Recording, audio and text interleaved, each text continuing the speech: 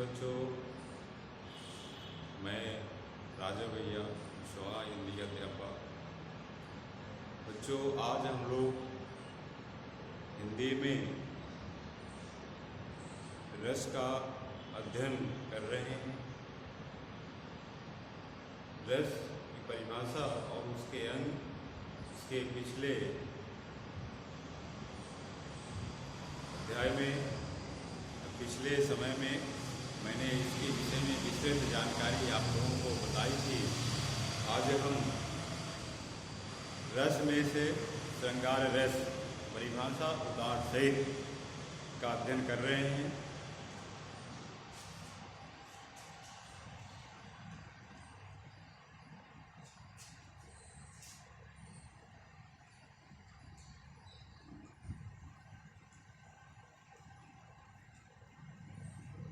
जो श्रृंगार रस को रस राज कहा जाता है। क्या कहा जाता है? रस राज, अर्थात रसों का राजा। श्रृंगार रस की परिभाषा होती है कि जब प्रेमी और प्रेमिका या नायक या नायिका के मिलन का वर्णन हो, प्रेम का परस्पर वार्तालाप हो, या जब प्रेम रस की अवस्था में पहुंच करके आस्वादन के योग्य हो जाता है, उसे हम श्रृंगार रस कहते हैं। श्रृंगार रस के दो भेद होते हैं। पहला संयोग श्रृंगार और दूसरा होता है वियोग श्रृंगार। संयोग श्रृंगार क्या होता है?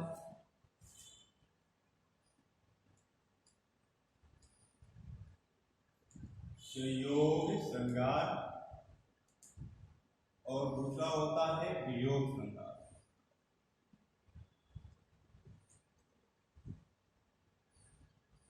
ठीक, नाम से स्पष्ट होता है इनकी परिभाषाएं। संयोग अर्थात मिलना, जिसमें नायक और नायिका के मिलन का वर्णन किया जाता है, वहां पर संयोग श्रृंगार होता है। जैसे उदाहरण के रूप में,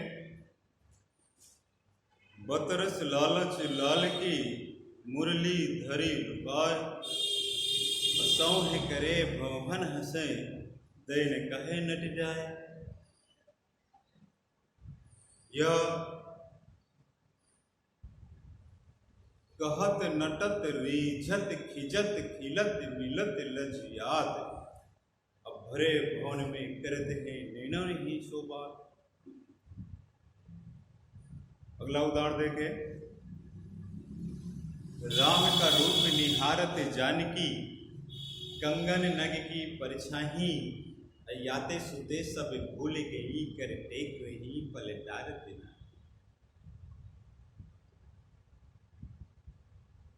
ठीक, तो बहुत सारे उदाहरण हैं। या अगला कहें, बूझत श्याम कौन तू गोरी, कहाँ रहत काकी है बेटी, कबहू नहीं देखी ब्रज।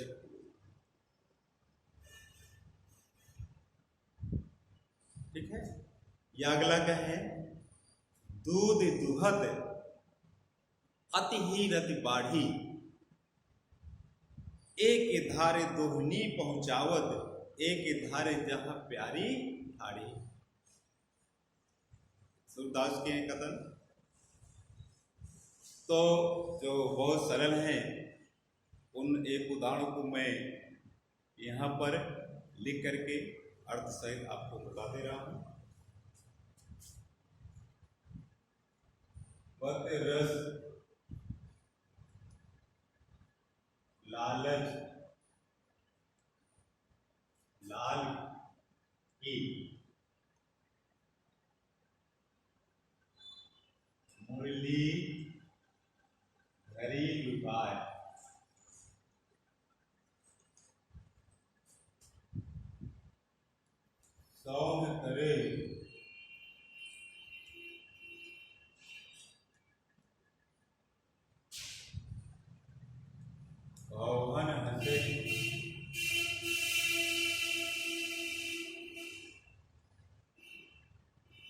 दैन कहे नट जाए।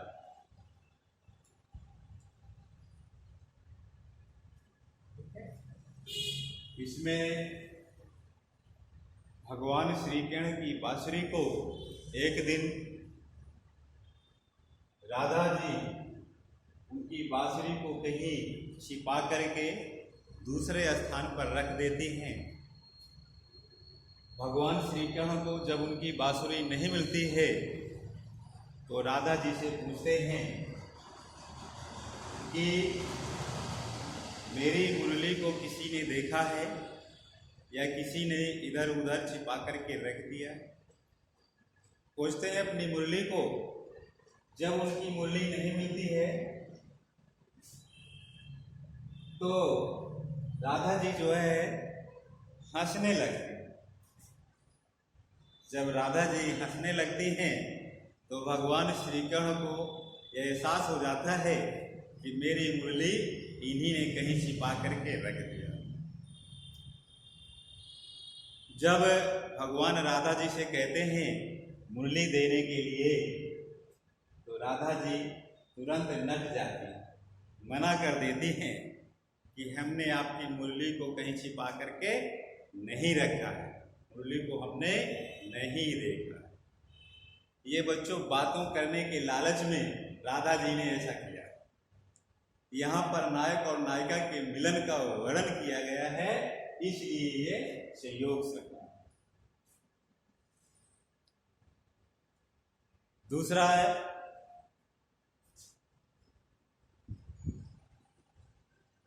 कहत नटत रीझत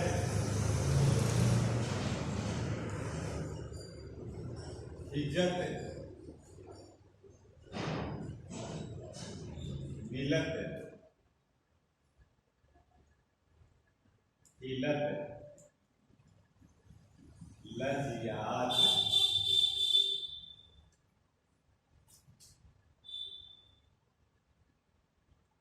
भरे भवन में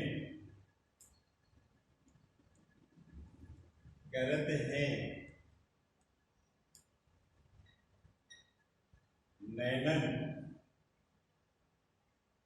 ही सो पा। कहने का तात्पर्य है बच्चों, एक सभा बैठी हुई होती है, उस सभा पर नायक और नायिका या अन्य गणमान्य व्यक्ति बैठे होते हैं। तो उसी सभा में नायक नायिका से कहता है कहीं बाहर जाने, आंखों के इशारों से कहीं बाहर जाने के लिए नायक नायिका से कहता है। तो नायिका जो है नटत मना कर देती है। जब मना कर देती है तो नायक रीझता है, यानी मुग्ध होता है। इस नायक की स्थिति को देख करके जो है नायिका खींचती है, यानी थोड़ा सा गुस्से में है। फिर मिलत, उन स्थिति में दोनों के नेत्र या नयन मिल जाते हैं। इस और मिलते ही दोनों जो है प्रसन्न होते हैं, खिल उठते हैं। फिर उनको जब यह एहसास होता है कि इस भरी सभा में हम ऐसा कर रहे हैं, अपने नेत्रों के माध्यम से ऐसा कर रहे हैं, तो दोनों जो है लज्जिया जाते हैं, यानी सर में से आविर्भूत हो जाते हैं। अब भरे भवन में करते हैं नैनन की शोभा, यानी नेत्र के माध्यम से ही इशारों से वो नायक और नायिका दोनों आपस में उस भरी सभा में बातें कर रहे हैं। तो इसमें नायिका और नायिका के मिलन का वर्णन किया गया है, इसलिए ये संयोग संज्ञा। यह एक और बताया था कि राम का रूप निहारत जानकी, कंगन नग की परछाही, याते सुते सब भूल गई, कर टेक रही पल डाल। कहने का तात्पर्य यह है कि भगवान राम और माता सीता जी सभा में बैठी हुई होती हैं कि गुरुजन अन्य गणमान्य व्यक्ति बैठे होते हैं। माता सीता जी कंगन पहनी हुई होती है। उस कंगन में जो नग होता है, उस कंगन के नग के माध्यम से भगवान श्री राम की मूर्ति को वो अपने कंगन नग के माध्यम से एकटक निगाह से देख रहे हैं।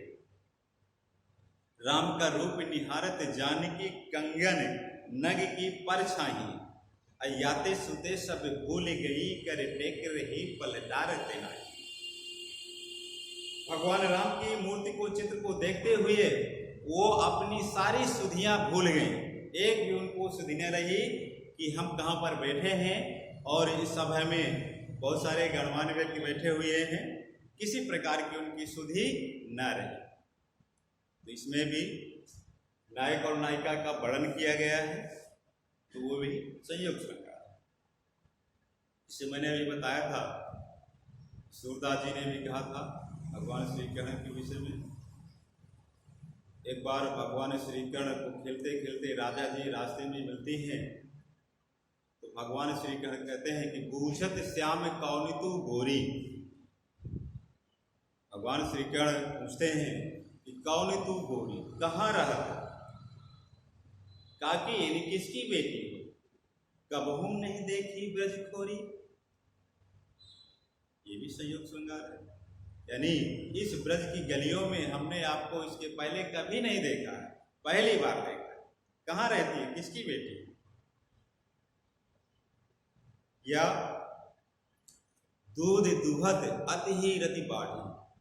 भगवान श्री कृष्ण जो है जब गैयों को दूध दूहने के लिए जाते हैं, तो उस दूध को दूहते दूहते भगवान को राधा जी के प्रति रति का आविर्भाव, प्रेम,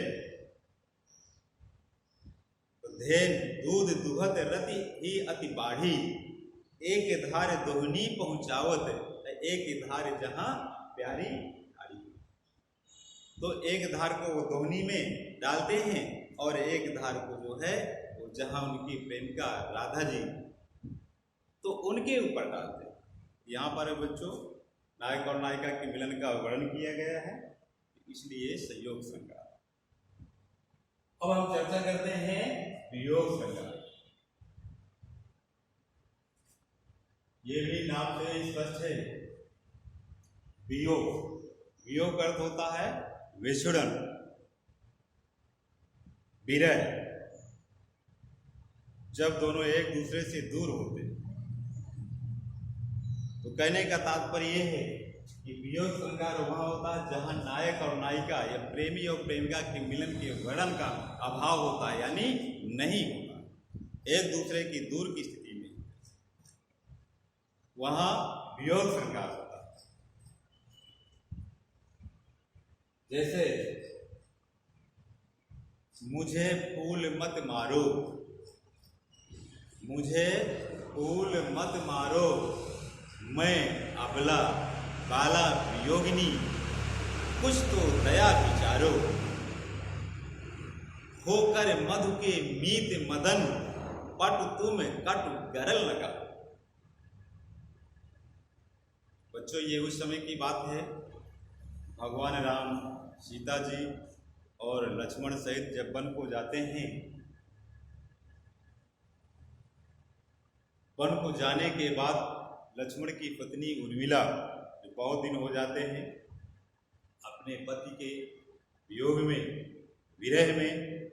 एक बार वो अपने बाग की तरफ जाती हैं, तो वहाँ बसंत ऋतु के महीने में अच्छे अच्छे सुंदर फूलों को देख करके काम से वो व्यतीत हो जाती हैं। तो उसी अवस्था में वो कामदेव को संबोधित करते हुए कहती हैं, क्या कहती हैं कि मुझे फूल मत मारो, मुझे फूल मत मारो, मैं अबला बाला वियोगिनी। मैं अबला बाला वियोगिनी कुछ तो दया विचारो, होकर मद के मीत मदन, मद के मीत मदन, पटु तुम कटु गरल ना गारो। जब उर्मिला काम से व्यतीत होने के बाद कामदेव को संबोधित करते हुए कहती हैं, हे कामदेव, मुझे फूल मत मारो, मेरे ऊपर फूलों पुष्प रूपी बाणों से मुझे घायल मत करो। मैं अबला हूँ, पहली अबला हूँ, दूसरी युवती हूँ और तीसरी वियोगिनी, यानी विरह की दशा में हूँ, वियोग की स्थिति में हूँ। मेरे पति इस समय मेरे पास नहीं है, तो कुछ तो मेरे ऊपर दया करो। होकर मद के मीत मदन, तुम जो है बसंत के मित्र हो, दोस्त हो, सखा हो, तुम चतुर हो, मेरे ऊपर कटु गरल लगा विष मत डालो। मेरे ऊपर जो है विष यानी कड़ुआ विष मत डालो। यहाँ पर बच्चों नाय यानी उर्मिला और लक्ष्मण की विरह की स्थिति का यहाँ पर यानी वियोग बताया गया है, एक दूसरे से दूर विछुड़न, इसलिए यहाँ पर वियोग श्रृंगार। कौन सा श्रृंगार? वियोग श्रृंगार। से दूसरा उदाहरण, ऊधो मुहि ब्रज विसरत नाही, अब वृंदावन गोकुल वन उपवन सघन कुंज की छाही। जब भगवान श्री कृष्ण ब्रज गोकुल से मथुरा चले जाते हैं और मथुरा में जब कई साल व्यतीत हो जाते हैं तो अपने मित्र सखा उद्धव से कहते हैं कि हे मित्र, मैं ब्रज को बार बार भूलने की कोशिश करता हूँ, लेकिन मैं उस ब्रज के गोकुल, वृंदावन, वहाँ के बगीचे, सुंदर सुंदर पेड़ पौधे, कुंज की गलियाँ, परछाइयाँ मुझे बार बार याद आ रही। मैं उनको भूलने की कोशिश करता हूँ, लेकिन मैं उनको भूल नहीं पा रहा। तो बच्चों, यहाँ पर भी जो है वियोग श्रृंगार हुआ। बहुत सारे उदाहरण हैं। प्रिय प्यारे तिहारे निहारे बिना, ये अखियां दुखियां नहीं मानती। निस दिन बरसत नयन हमारे, सदा रहत वर्षा ऋतु, हम पर जब ते श्याम सिखारे।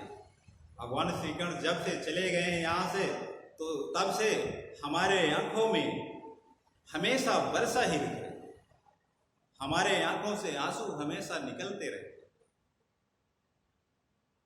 कि बच्चों, वियोग श्रृंगार हुआ। मैंने विस्तृत रूप से संयोग श्रृंगार और वियोग श्रृंगार के विषय में आप लोगों को ये बताया।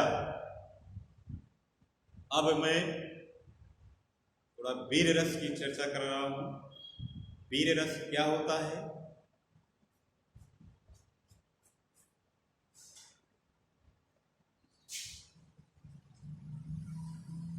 वीर रस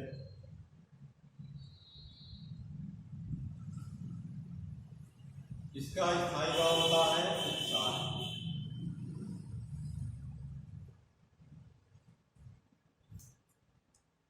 जब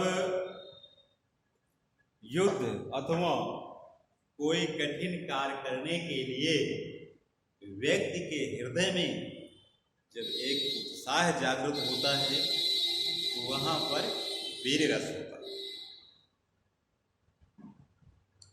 ये 4 प्रकार का होता है: युद्धवीर, दानवीर, दयावीर और धर्मवीर। पहला है युद्धवीर, दूसरा है दानवीर और तीसरा है दयावीर, चौथा है धर्मवीर। युद्ध, जब कोई युद्ध से संबंधित लड़ाई का कार्य किया जाए, वीर की श्रेणी में आता है। जब किसी को दान दिया जाए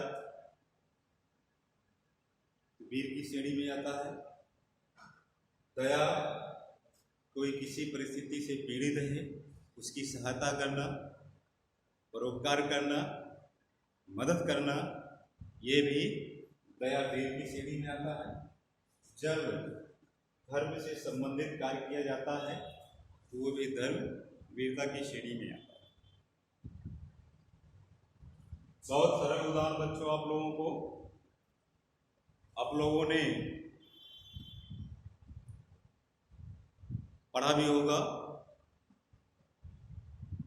वीर तुम बढ़े चलो, धीर तुम बढ़े चलो, सामने पहाड़ हो, सिंह की दहाड़ हो, तुम निडर हटो नहीं, तुम निडर डटो वही, तुम कभी रुको नहीं, तुम कभी झुको नहीं।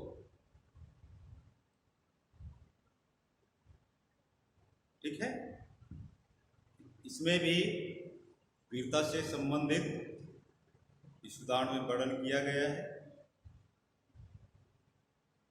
दूसरा, इसे अपने झांसी क्षेत्र के बुंदेलखंड में झांसी की रानी से संबंधित उदाहरण, बुंदेले के हर बोलो हमने सुनी कहानी थी, खूब लड़ी मर्दानी वो तो झांसी वाली रानी थी। सब लोगों को आता भी होगा, ना भी आता हो थोड़ा सा इसको हम लिख के दे रहे हैं।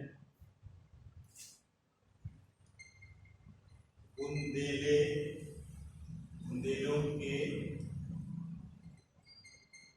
हर बोलो हमने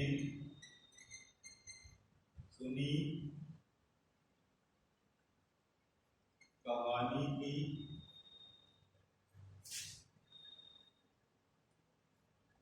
खूब लड़ी मर्दानी वो तो झांसी वाली रानी। ठीक है, यह मैं सत्य कहता हूँ, सके सुकुमार जानो मुझे, यमराज से भी युद्ध में तत्पर सदा मानो मुझे, गर्व में करता नहीं औरों की ही बात क्या, युद्ध में निज तात मात से मैं कभी डरता नहीं। तो बच्चों, ये रहा वीर रस। तो भी मैंने श्रृंगार रस और वीर रस से संबंधित आपको विस्तृत रूप से परिभाषा और उदाहरण सहित उनकी जानकारी दी है। धन्यवाद।